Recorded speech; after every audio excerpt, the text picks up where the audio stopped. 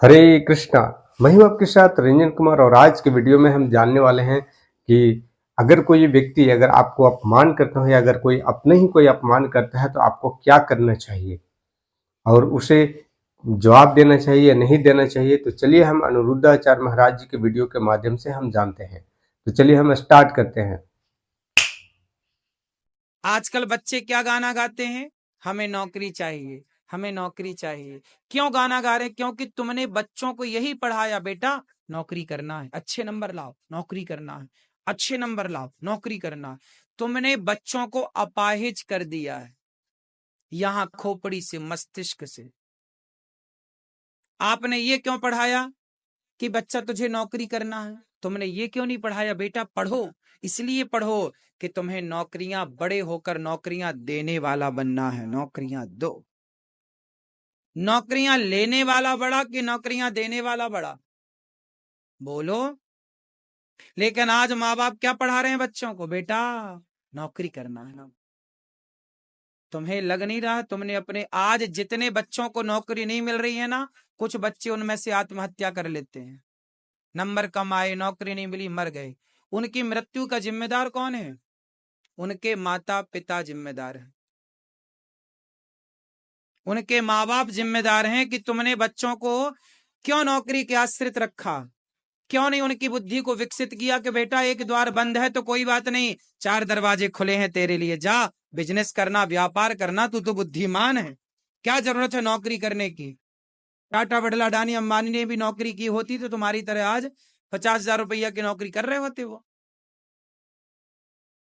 थोड़ा सोच बड़ी रखो, संकीर्ण विचारधारा में कब तक जियोगे? मर गए कितने बच्चे बेचारे, नौकरी ना मिलने के कारण आत्महत्या कर लिए। नंबर नहीं आते, कुछ बच्चे 10वीं क्लास में फेल हो गए, नंबर कम आए, मर गए। अरे भाई, फेल होने वाले बच्चे भी इतिहास रच जाते हैं। आप बच्चों को बहुत टॉर्चर करते हो, नंबर लेके आना है, नंबर लेके खा, सब्जी बना के खाओगे नंबरों की? क्या करोगे नंबरों का? पढ़ाई लिखाई बुरी नहीं है, पर टॉर्चर बुरा है, प्रेशर देना बुरा है। बच्चे की जितनी क्षमता पढ़ रहा है ठीक है, उसे पढ़ाई ठीक है, पर क्या बिना पढ़े लिखे लोग सफल नहीं हुए? बताओ। क्या बिना पढ़े लिखे लोग इतिहास नहीं रचे? बताओ। फिर बच्चों को ऐसे मोटिवेट करो, ऐसे बताओ कि बेटा पढ़ना जरूरी है, ठीक है, नंबर लाओ, ठीक है, लेकिन बेटा तुम्हें बड़ा होकर ना बिजनेस करना है, व्यापार करना है, ऐसा बनना है कि तुम्हारे पास चार लोग नौकरी लेने आए। आज तुम्हारी क्लास में जो ज्यादा नंबर लेके आया है, तुम्हें ऐसा बनना है कि वो ज्यादा नंबर लाने वाला तुम्हारे यहां नौकरी करे। ऐसे क्यों नहीं पढ़ाते? क्यों? कम नंबर वाले के यहाँ ज्यादा नंबर वाले नौकरी कर रहे हैं कि नहीं? बोलो हाँ कि ना। तो आज जितने बच्चे पढ़ाई लिखाई के नाम पर आत्महत्या करते हैं, नौकरी के नाम पर, उसका जिम्मेदार स्वयं उनके माता पिता हैं। तुमने बच्चों को केवल एक ही रास्ता बोला है कि बेटा केवल नौकरी है, नहीं तो कुछ नहीं है, नौकरी है नहीं तो क्यों? संसार में बहुत सारे दरवाजे खुले होते हैं हमारे लिए। क्यों बेटा, बात सही है। हम नौकरी नहीं कर पाए, हमने अच्छे नंबर नहीं लाए, कोई बात नहीं, हम दूसरे फील्ड पे जाएं, दूसरा काम कर लें, हम बिजनेस कर लें, व्यापार कर लें, उद्योग कर लें, क्या नहीं कर सकते भाई? बताओ, कितने रास्ते खुले। क्या नहीं कर रहा है आज का आदमी, अनपढ़ आदमी?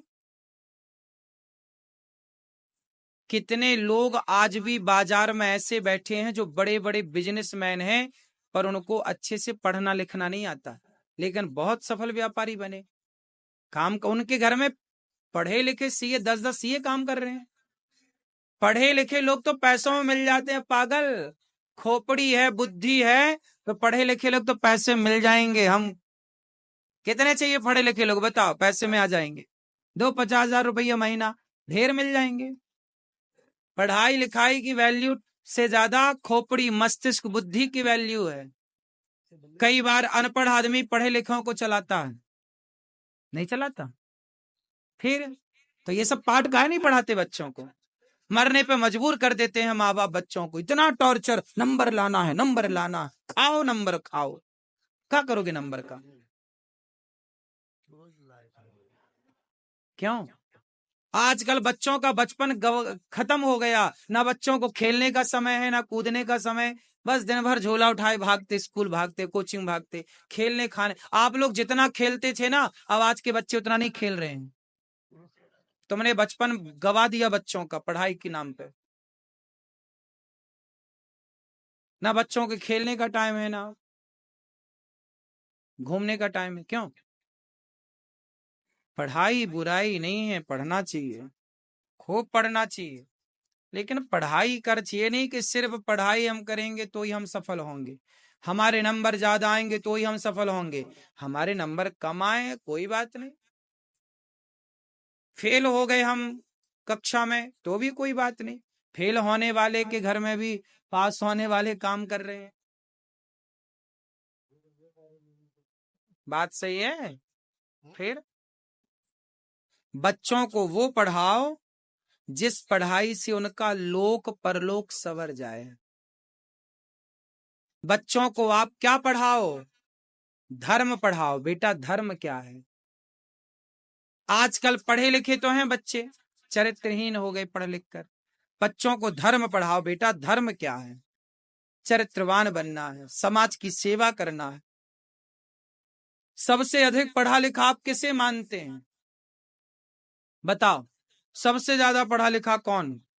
रावण ज्यादा पढ़ा लिखा कि राम ज्यादा पढ़े लिखे? बोलो बोलो। डिग्रियां देखोगे तो डिग्रियां रावण की ज्यादा है। रावण ज्यादा पढ़ा लिखा था लेकिन राम से हार गया। राम तो कम ही पढ़े लिखे थे रावण के आगे। वो अलग विषय है कि राम भगवान है, पर सामान्य दृष्टि से देखा जाए तो रावण ज्यादा विद्वान था। इसलिए तो कथा ये भी आती है कि राम जी ने लक्ष्मण जी से कहा कि जाओ इससे कुछ सीख लो। आखिरी समय जब उसे बाण लगा तो राम जी ने खुद कहा लक्ष्मण जी से, जाओ लक्ष्मण, अब ऐसा विद्वान इस धरती पे ना पैदा होगा, जाओ कुछ उपदेश ले लो। तो रावण विद्वान तो था ही, इसमें कोई आश्चर्य नहीं है, कोई किंतु और परंतु नहीं है। लेकिन वो विद्वान होने के बाद भी आचरण कैसा था उसका? मायने ये नहीं रखता कि आप पढ़े लिखे कितने हैं, मायने रखता है कि आपका आचरण कैसा है, व्यवहार कैसा है। राम कम पढ़े लिखे थे पर आचरण व्यवहार अच्छा है, पूजा होती है। रावण ज्यादा पढ़ा लिखा था पर भी पुतले जलाए जाते हैं। तो हम बहुत पढ़े लिखे हैं पर हमारा आचरण व्यवहार गलत है, तो क्या करेगी पढ़ाई? आप बहुत पढ़े लिखे हैं लेकिन अपने बाप का सम्मान नहीं करते, आप बहुत पढ़े लिखे हैं अपनी माँ का आदर नहीं करते। हम थोड़ा कम पढ़े लिखे हैं पर माँ की आरती उतारते हैं। बताओ समाज में किन बच्चों की जरूरत है जो पढ़ लिख कर माँ बाप का अनादर करें या कम पढ़े लिखे होकर के भी माँ बाप का सम्मान करें? हमें वो बच्चे चाहिए जो माँ बाप का सम्मान करें, हमें वो बच्चे चाहिए जो दीन दुखी के काम आए, जो सबकी हेल्प करें। आज पढ़े लिखे लोग कर तो रहे हैं, जरूरत से ज्यादा भ्रष्टाचार। पढ़ा लिखा है लेकिन 1,000 रुपया के बिना बात नहीं करता, 5,000 लाओगे तो बात करेगा, वरना बात नहीं करने को है। तो पढ़ा लिखा जितने इस देश में पढ़े लिखे उन्होंने तो देश को बेचा है, अनपढ़ थोड़ी बेच रहा है। भ्रष्टाचार पढ़े लिखे तो कर रहे हैं, अनपढ़ थोड़ी कर रहा है। बोलो हाँ। जो जितना पढ़ा लिखा है उतना बड़ा भ्रष्टाचार कर रहा है। जो जितनी बड़ी पोस्ट पर है, जितने बड़े पद पर है, बड़े पद पर है मतलब पढ़ा लिखा है, पढ़ के गया, क्या कर रहा है वो? फिर पढ़े लिखे क्या कर रहे हैं? बेच तो रहे हैं अपनी भारत माता को। ऐसी पढ़ाई पढ़ाई है सरकार ने, ऐसी पढ़ाई पढ़ा रही है कि आदमी बेईमान हो रहा है। अरे ऐसी पढ़ाई पढ़ाओ ना कि बच्चा पढ़ के ईमानदार बने। नहीं, मर जाएंगे हम, बेईमानी नहीं करेंगे। ये क्यों नहीं पढ़ाई हो रही है? कौन सी पढ़ाई को आप पढ़ाई मानते हैं? जो आपको झूठ बोलना सिखाए या जो सच पर चलना सिखाए? आजकल पढ़े लिखे लोग झूठ बोल रहे हैं कि सच बोल रहे हैं? फिर क्या पढ़ाया है, क्या पढ़ाया जा रहा है? पहले पढ़ाया जाता था धर्म। पहले का आदमी हरिश्चंद्र जैसा होता था, मर गया बिक गया पर धर्म नहीं छोड़ा, सत्य नहीं छोड़ा, प्राण जाए पर वचन न जाए। और आजकल का आदमी तो पैसे के लिए कपड़े, बॉलीवुड क्या कर रहा है, नंगा घूम रहा है बॉलीवुड, पैसे के चक्कर में कपड़े उतार के घोड़े ने फोटो खिंचवाई। बोलो हाँ। फिर ये तो पैसे के लिए नंगे होने को तैयार हैं। ये पढ़े लिखे लोग प्रचार कर रहे हैं, दाने दाने में केसर का दम, ये पढ़े लिखे लोग प्रचार कर रहे हैं। संडे हो या मंडे, अंडे का प्रचार पढ़े लिखे लोग कर रहे हैं। जंगली रमी डाउनलोड कौन करा रहा, पढ़े लिखे लोग डाउनलोड करा रहे हैं। पढ़े लिखे तो हैं पर तुम्हारे बच्चे को जुआ खेलना सिखा रहे हैं, तुम्हारे बच्चों को गुटखा खाना सिखा रहे हैं। मुझे पीने का शौक नहीं, पीता हूं गम भुलाने को। पढ़े लिखे तो हैं ये, तुम्हारे बच्चे को शराब पीना सिखा रहे हैं। आग लगे ऐसी पढ़ाई में जो तुम्हें झूठा बना दे। हम कम पढ़े लिखे हैं पर सच के राह पर चलते हैं।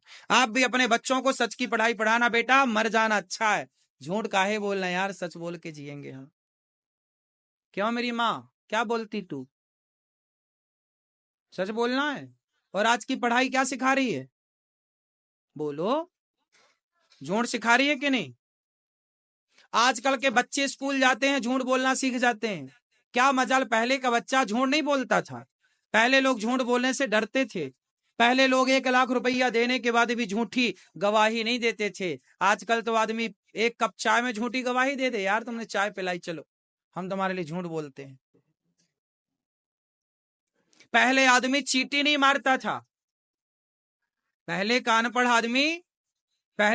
आदमी चींटी मारने से डरता था। और आजकल का पढ़ा लिखा अपने बाप को मारता है, अपनी माँ को मारता है, और पैसा ले दे के मर्डर और करा देता है। बोलो हाँ कि ना। इसलिए पढ़ाई आजकल सरकार जो पढ़ा रही है वो पढ़ाई है ही नहीं, कचरा है। पढ़ाई तो वो है ना मेरी माँ, जो आपको सत्यवादी बनाए, दयावान बनाए। अब जिस पढ़ाई ने आपको झूठा बना दिया, वो काय की पढ़ाई है। राम पढ़े तो प्रातः काल उठ के रघुनाथा, मात पिता गुरु ना वही माथा। राम जब पढ़े तो राम ऐसा पढ़े कि सत्यवादी बने। राम ऐसा पढ़े कि माँ बाप का सम्मान करने के लिए वनवास चले गए। आजकल का पढ़ा लिखा बेटा कितनी बात मान रहा है अपने माँ बाप की। कौन सी जगह है जहां भ्रष्टाचार ना हो। छोटे से लेकर के ऊंचे पद तक, बड़े नेताओं से लेकर छोटे नेताओं तक, पुलिस वालों से लेकर के वहां पूरा डिपार्टमेंट भरा पड़ा है। कहीं भी जाओ भैया, पैसे के बिना काम नहीं, भ्रष्टाचार। अभी एक मैया बताई मेरे से यही प्रश्नोत्तरी में, बोले महाराज जी मैं आंगनवाड़ी की कार्य करता हूँ, बच्चों के नाम का आंगनवाड़ी में दलिया आता है। बच्चे 2-2 साल के पढ़ते हैं आंगनवाड़ी में, दलिया आता है। वो रो रो के बताई, बोले महाराज जी मैं नौकरी छोड़ दूंगी क्योंकि मैं कथा सुनती हूँ। बोली कि महाराज हमारे जो बड़ा अधिकारी है वो बच्चों के नाम का दलिया आता है तो वो कहता है कि हमें 10 किलो दलिया हमें दो पहले। सोचो बच्चों के दलिया खा रहे हैं ये एक एक। अब उन जो बड़ा आप होता है ना, उसके अंडर में ऐसे 50 आंगनवाड़ी आते हैं, तो 50 आंगनवाड़ी केंद्र से उसने 10-10 किलो दलिया लिया, तो सोचो कि 50 गुणा 10 कर लो, फिर वो दलिया बेच देता होगा उसके बड़े अधिकारियों को थोड़ा थोड़ा पैसा। बोले सबको बढ़ता है ये पैसा। अब सोचो ये भ्रष्टाचार है। जो 2 साल का बच्चा है उसके नाम का जो दलिया आता है वो भी भ्रष्टाचार की बलि चढ़ता है इस देश में। ये बात सही है कि गलत है, अब बताओ। अब ये पढ़े लिखे लोग ना भ्रष्टाचार कर रहे हैं। पढ़े लिखे हम तो बच्चों का दलिया नहीं खा रहे हैं, खा रहे हैं हम तो गौरी गोपाल में आप सबको बढ़िया दाल चावल सब्जी रोटी खिला रहे हैं, भीख मांग मांग के। हम भी क्यों खवाएं, पैसे बचा के रखें। लेकिन हमने झूठ की पढ़ाई नहीं पढ़ी ना, हमने सच की पढ़ाई पढ़ी, इसीलिए सेवा कर रहे हैं। हम भी झूठ पढ़े होते तो हम भी काहे को करते, पैसे बचाते। अंतर है साहब पढ़ाई में। आप लोगों ने मेरे से, मैं आपको मेरी मैं बताऊं, मैं केवल 10वीं तक पढ़ा हूं। ये दास अनिरुद्ध, हम सिर्फ 10वीं तक पढ़े हैं, उसके आगे नहीं पढ़े। हम 10वीं तक पढ़ के ही समझ गए कि ये पढ़ाई हमारे मतलब की नहीं है। हमने अपने पिताजी से बोल दिया कि हमें वृंदावन ले चलो, हम भागवत पढ़ेंगे। हमारे पिताजी 1 साल तक नहीं लाए, बोले नहीं तुम पढ़ो, हम तुम्हें नहीं ले जाएंगे। हम 1 साल तक गैया चराते रहे पर हम पढ़े नहीं। हमने कहा भागवत ही पढ़ेंगे। भागवत जी पढ़ना था, बिहारी जी को ये सब सेवाएं करानी थी, इसलिए हमने वो पढ़ाई को हाथ जोड़ा और ये पढ़ाई पढ़ने स्टार्ट की। भागवत जी पढ़े, पुराण पढ़े, वेद पढ़े, जो पढ़े, आध्यात्म की पढ़ाई जो हमारी वैदिक पढ़ाई थी वो पढ़ी। आज गौरी गोपाल गुरुकुल में 150 बच्चे पढ़ रहे हैं। क्यों पढ़ रहे हैं? क्योंकि हम ईमानदारी से काम कर रहे हैं। बेईमान होते तो आज गौरी गोपाल गुरुकुल में जाओ, बच्चों को देखो, उनके रहने की, खाने की कैसी व्यवस्थाएं। सारे बच्चों को रात को 1-1 गिलास दूध मिलता है, सुबह नाश्ता मिलता है, दोपहर के भोजन मिलता है। हम तो उनका दूध की कटाई नहीं कर रहे हैं कि दूध काहे पिलाएं, और उनके माँ बाप से 1 रुपया नहीं लेते, पैसा नहीं लेते 1 रुपया। क्या जरूरत थी हमें? अब 150 बच्चों को, ये बच्चों को कल हम ले गए थे सब भक्तों को दर्शन कराने गुरुकुल का, कि चलो दर्शन करो। तो आप भी गौरी गोपाल गुरुकुल का दर्शन करिएगा। बच्चे पढ़ते हैं, निःशुल्क उनका खाना पीना रहना। हम आप लोगों से भीख मांग मांग के सब सेवाएं करते हैं। हमारे मन में भी पाप होता तो क्या जरूरत थी गुरुकुल खोलने की? 4 से 5 लाख रुपया खर्चा है महीने का, 5 लाख रुपया महीने का खर्चा है केवल गुरुकुल का। 5 लाख रुपया तो कहीं नहीं गया महीने का, खाना पीना रहना और जो आचार्यों की फीस इत्यादि सब पढ़ाने के लिए पैसा तो देना ही पड़ता है, जिनको रखेंगे पढ़ाने के लिए। 50-50 हजार रुपया महीना देता हूं मैं एक आचार्य को पढ़ाने का। पूरे भारत में कहीं पे भी सरकार पहले वर्ष में 50,000 रुपए किसी शिक्षक की तनख्वाह नहीं देती, लेकिन गौरी गोपाल गुरुकुल में पहले वर्ष से ही हम 50,000, क्योंकि उच्च कोटि के शिक्षक लाए हैं, अच्छी क्वालिटी के हैं, पढ़ाएंगे तो उसका बच्चों को परिणाम मिलेगा। 5 लाख रुपए महीने का कम से कम खर्चा है, ज्यादा से ज्यादा तो अभी और।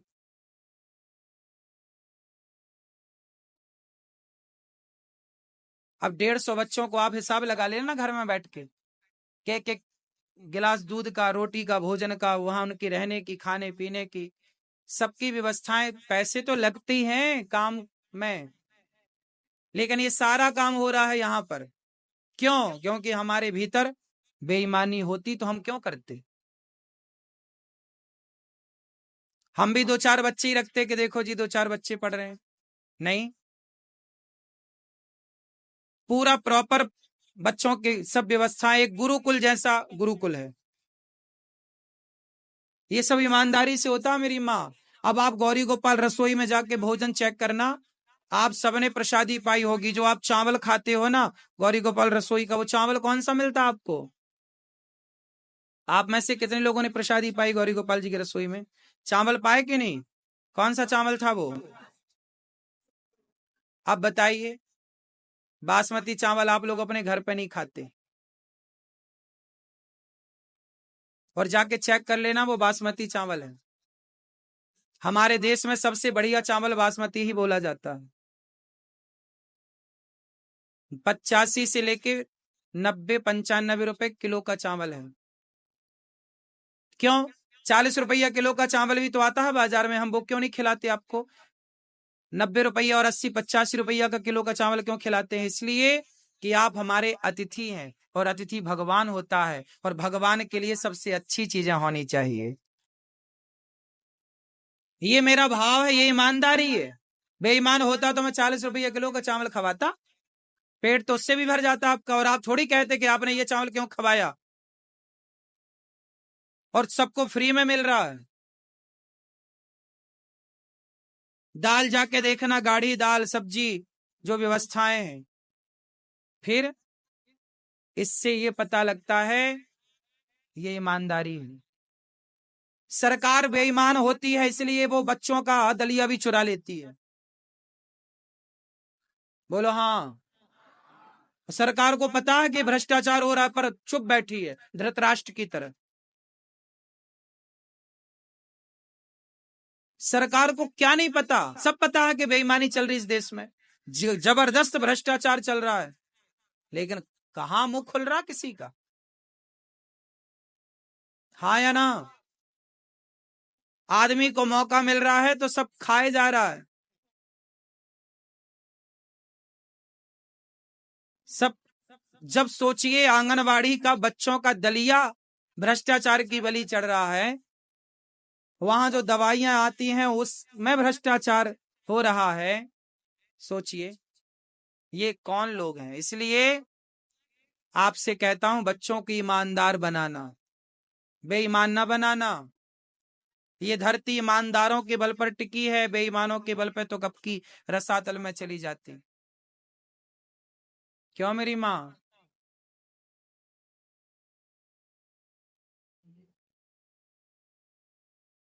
गौरी गोपाल आश्रम में माताएं रहती हैं, 290 माताएं। ईमानदारी से उन माँ की सेवा करता हूं।